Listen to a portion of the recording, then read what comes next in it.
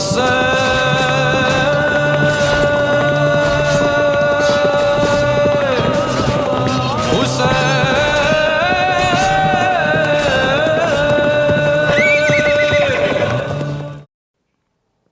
باللہ من الشیطان اللعین الرجیم بسم اللہ الرحمن الرحیم الحمدللہ الصلاة والسلام علی رسول اللہ وآلہ آل اللہ لا سیما بقیت اللہ اما بعد فقد قال اللہ سبحانہ تبارک وتعالی بسم اللہ الرحمن الرحیم ولا تحسبن الذین قتلوا فی سبیل اللہ امواتا بل احیاء عند ربهم۔ یہ آیت ہماری گفتگو کا سرنامہ سخن ہے اور سرنامہ عنوان ہے کہ جو بھی اللہ کی راہ میں قربانی دیتا ہے وہ کبھی نہیں مرتا۔ اور آج کربلا والوں پر گفتگو یہ خود اس بات کی دلیل ہے کہ ہم زندوں کا تذکرہ کر کے زندگی اپنانا چاہتے ہیں۔ ہم چاہتے ہیں ہم بھی دنیا والوں کو بتا سکیں کہ ہم بھی زندہ ہیں، ہم میں بھی زندگی کی علامتیں پائی جاتی ہیں، نشانیاں پائی جاتی ہیں، کیونکہ ہم شہیدوں کا تذکرہ کر رہے ہیں۔ مستقل آپ نے دوسرے ہمارے مقررین سے بھی سنا ہوگا کربلا کی شہداء کے درجے تک نہ ان سے گزشتگان پہنچ سکے نہ ان کے بعد میں آنے والے پہنچ پائیں گے۔ ان کو وہ مقام ملا ہے جنہوں نے اپنی معرفت کی منزل اتنی بڑھائی کہ شب عاشور میں جو کچھ آپ نے فرمایا کہ اگر ہم کو 70 مرتبہ یہاں تک کہ 1000 مرتبہ تک کا لفظ آیا ہے حیات و زندگی ملے اور آپ کی ہمراہی میں ہمیں اگر موت آ جائے، قتل کر دیا جائے، ہمارے بدن کے ٹکڑے کر دیے جائیں، جلا دیا جائے، راکھ کو منتشر کر دیا جائے، اور پھر بھی جب ہمیں زندگی ملے گی تو ہم آپ کی ہمراہی میں رہنا پسند کریں گے، نہ وہ زندگی جو آپ کو چھوڑ کر ہمیں ملے، ہمیں وہ نہیں پسند ہے۔ آج ہم قبیلہ خثعم کے چند شہداء کے سلسلے میں گفتگو کرتے ہیں، جس میں زہیر بن بشر خثمی ہیں کہ آپ کا بھی نام زیارت نہائیہ میں آیا ہے، آپ کو بھی سلام کیا گیا ہے، اور جناب عبداللہ بن بشر خثمی ہیں اور ان کا بھی تذکرہ آیا ہے شہداء کربلا میں۔ البتہ جناب عبداللہ بن بشر خثمی کے سلسلے میں بعض ارباب مقاتل نے کہا ہے کہ یہ کربلا کے شہداء میں ان کا شمار نہیں ہے، یا نام کا کوئی اشتباہ ہوا ہے اور کہ کوئی اور ہیں اور ان کی طرف کہہ دیا گیا ہے۔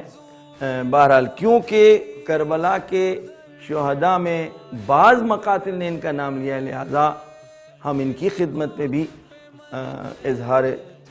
خلوص کرتے ہوئے ان کے سلسلے میں بھی گویا ان کو بھی سلام کرتے ہیں۔ جناب زہیر بن بشر خثمی، سب سے بڑی آپ کی سعادت فضیلت تو یہی ہے کہ آپ کربلا میں تھے، آپ امام صلی اللہ علیہ وسلم کی ہمراہی میں تھے، اور آپ کو بھی زیارت نہائیہ میں سلام کیا گیا ہے۔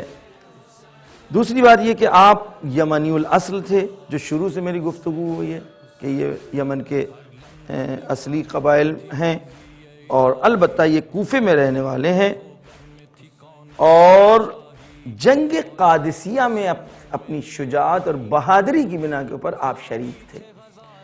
دیکھیں، باوجود اس کے کہ آپ اہل بیت کے چاہنے والے ہیں، علی علیہ السلام کے چاہنے والے ہیں، جنگ قادسیہ حضرت علی علیہ السلام کے دور خلافت میں نہیں ہوئی ہے،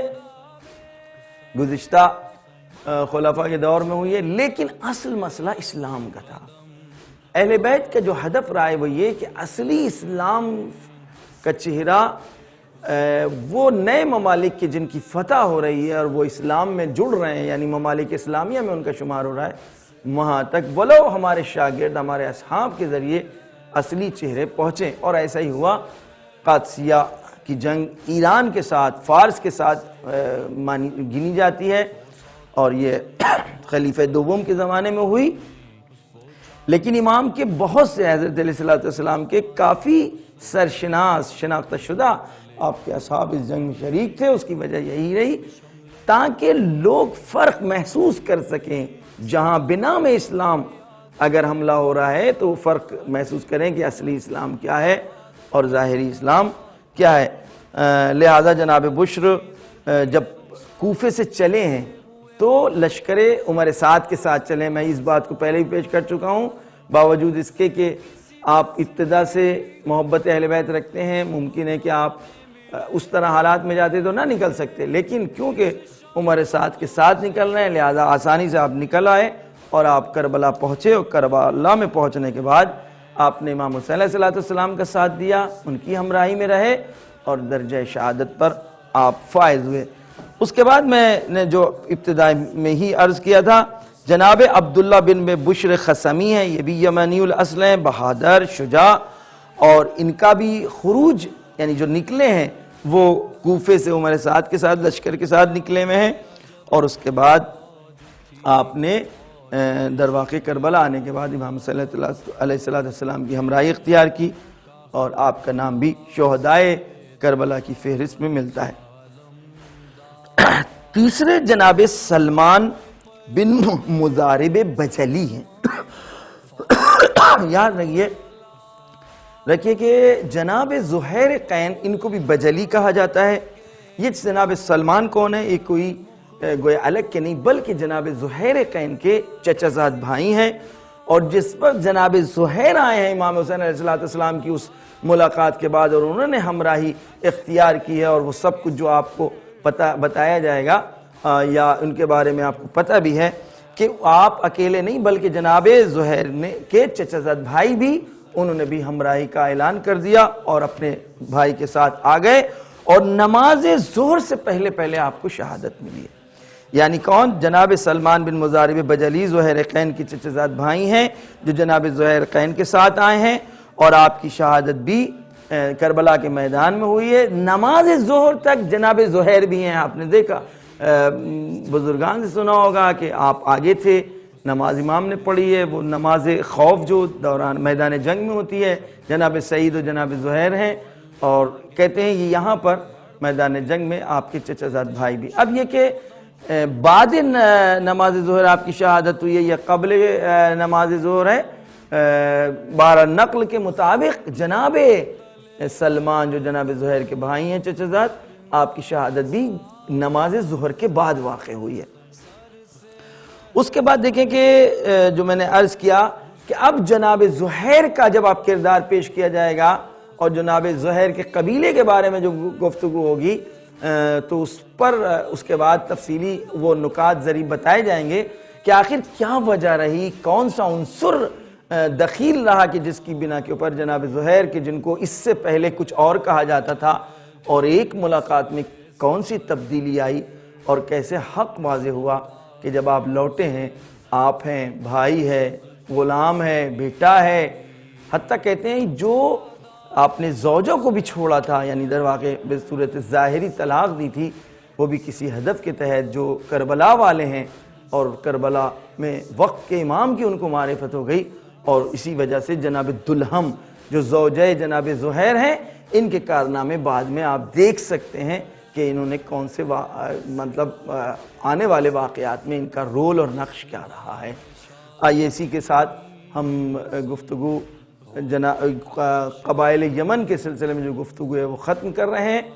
اب انشاءاللہ ہماری اگلی گفتگو اگر توفیق شامل حال رہی تو کربلا کے میدان میں جو موالی شہید ہوئے ہیں, یعنی جن کو ہم کہہ سکتے ہیں کہ عرب کلچر میں غلام کہا جاتا تھا, لیکن اہل بیتی کلچر تہذیب و تمدن نے مفہوم غلامی بدل دیا, تفصیلی گفتگو کی جائے گی. وآخر دعوانا ان الحمدللہ رب العالمین. دیدار حسین ہوتے شریک